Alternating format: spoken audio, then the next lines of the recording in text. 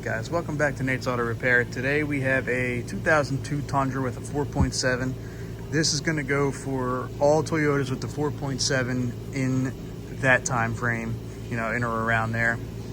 So if you have a mystery coolant leak and it's dripping onto the ground, you can't find where it's coming from, and basically everything else looks dry, if you look under the intake manifold and you see coolant, I'm going to show you the most common spot that you will find a coolant leak on this. So as you can see, I have the intake off. There's the lower. This is the upper.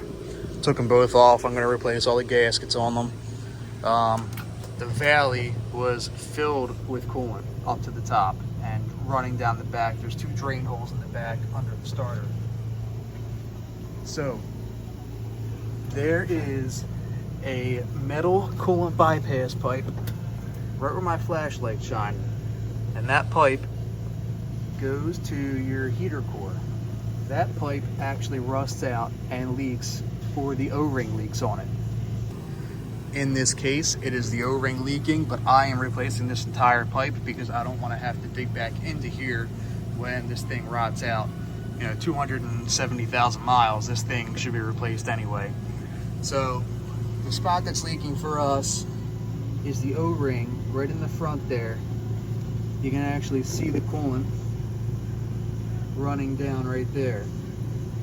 So in order to get this thing off, after you take the intake off and everything, and the fuel rail and injectors, it's pretty simple.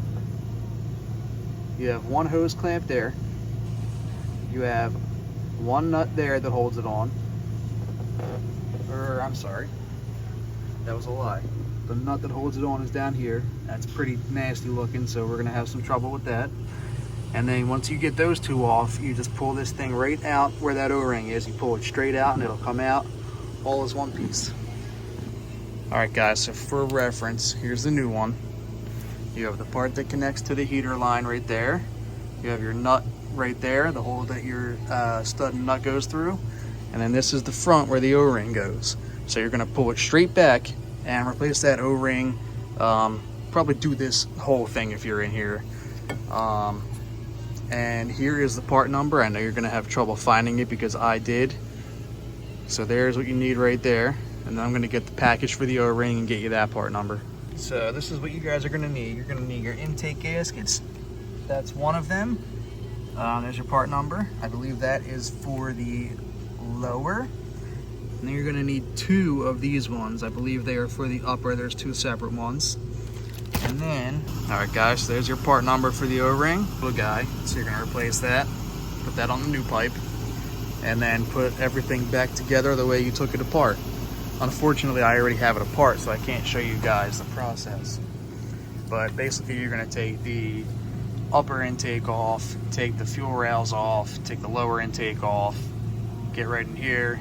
You're gonna take the nut off that's down there, take that hose clamp off, spray everything with WD-40, pull that out, put the new one in, and reverse procedure.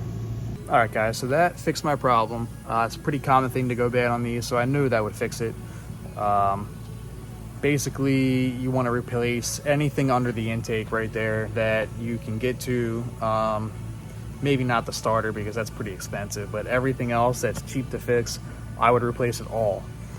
If this video helped you guys out, please hit the like button, hit the comment button, hit the subscribe button, and as always, thanks for watching.